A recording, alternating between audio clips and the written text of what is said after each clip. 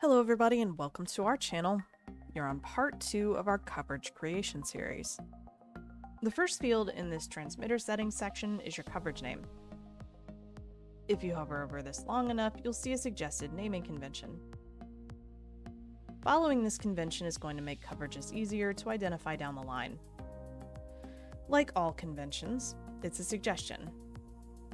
If there's a convention that makes more sense for you, then use it. But it's a good idea to keep it consistent. I'm going to go ahead and select a radio system here. If you're unfamiliar with what a radio system is, it's basically a shortcut during coverage creation, and it comes in handy if you use the same system throughout your network. From the drop-down, you simply select one of the systems you created and you're good to go. Keep in mind though, if you make an error while creating the system, it's not going to check it for you, it's just going to populate the fields, so make sure your settings are accurate. Antenna type.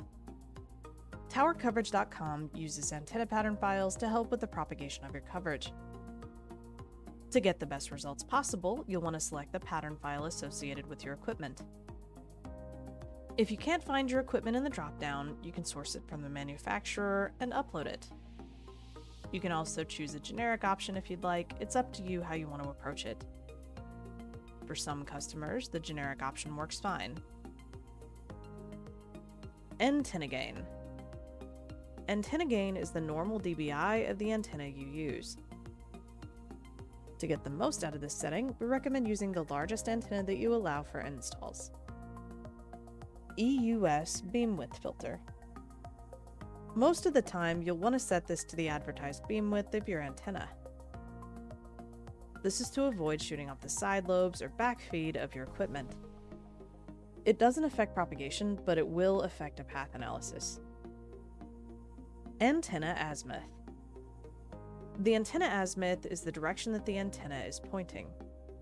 This is only for directional antennas, not omnis. In most cases, you'll be using a spectral antenna. Antenna tilt. The antenna tilt field is for adding and removing mechanical tilt. Electrical tilt should be included in the antenna pattern. If your antenna has a physical tilt to it, you need to enter the correction here.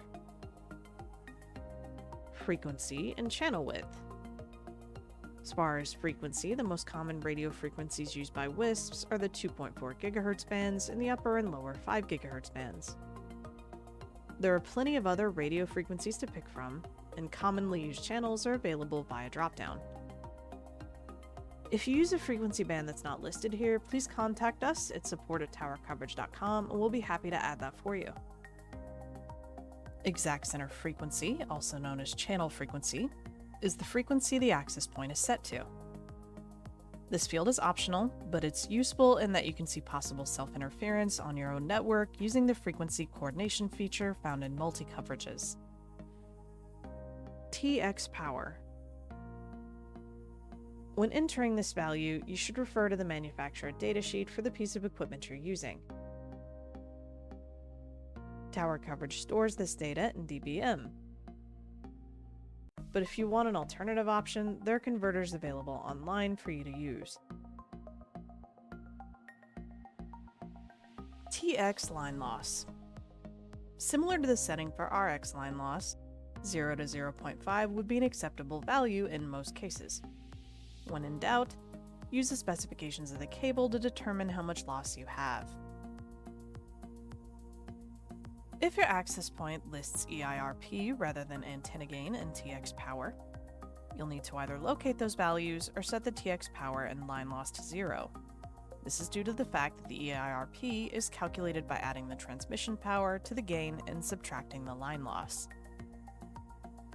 This concludes part 2 of our coverage creation series.